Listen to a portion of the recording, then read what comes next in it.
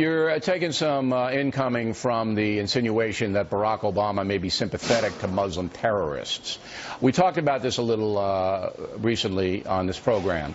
I don't think you believe that he's a quisling, that he's someone who wants Islamic terrorism to prosper. You don't believe that, do you?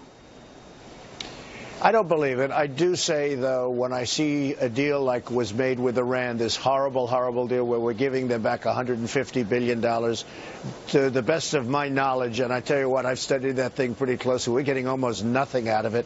They're going to end up with their nuclear weapons and lots of other things, whatever they want. And then I see the way he treats Israel, I say, wow, there seems to be a double standard. I'm not happy about it. A lot of other people aren't happy about it. I can tell you the people in Israel are not happy about it. So I look at things and I see what's going on, and I'm a common sense person, and I don't like it. I don't like it. I don't like it one bit. Well, the Iranian deal's geopolitics, and he believes that he's going to keep Iran from getting the nuclear device, but we'll see down the road. But your insinuation after Orlando was a little bit more personal than that.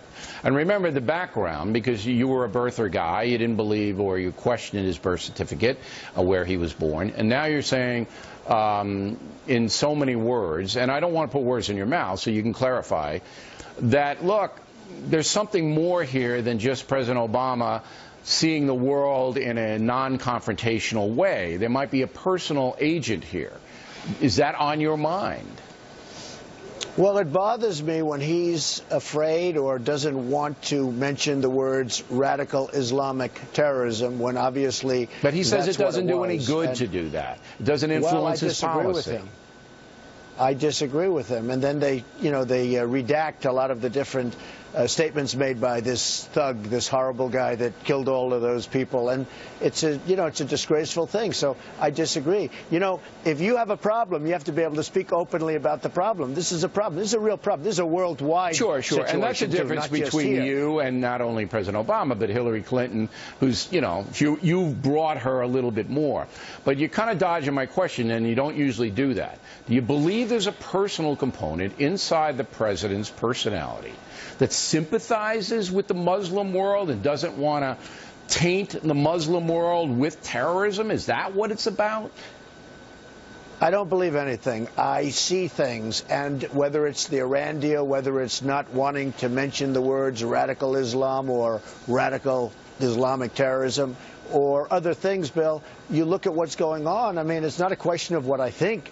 But you look at facts. This isn't thinking. This is facts. And, I know, but you go to motive. And I really believe this, Bill. I really believe it. No, I have no motive. I don't care. Not your motive. I'm talking about his motive. If he were great, let me tell you something. If he were a great president, a great president, and that's not going to happen, I would be so thrilled. If our real employment was at 5% or 4% or 3%, I would be so thrilled. But it's not. Our country is in a horrible position in so many ways, whether it's manufacturing, which is just fleeing. Our companies are fleeing our country with jobs. You look at what's going on with this country, it's really sad. All right. And so then you have what happened. Well, wait, Bill.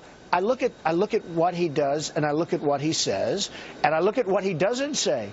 Why isn't he willing? How do you solve a problem if you're unwilling to discuss it or unwilling to name it? Okay, now, he says that it doesn't have anything to do. He'll drop the drones on him. He'll do what he has to do. But, okay. Motive is always hard. Well, you're always complaining. Hey, Bill, 1 second. You're always complaining he's not strong enough. He's not going in. He's not eradicating a problem which is always getting worse. That's my opinion. Drones are one thing, but drones are not going to solve the problem. And okay? I agree drones with that. I've been very tough on him, as you have, in this arena. Yeah, well, a lot of other people agree with us. And I may have a report coming up Thursday that might shed a little light on this, but we're still working it.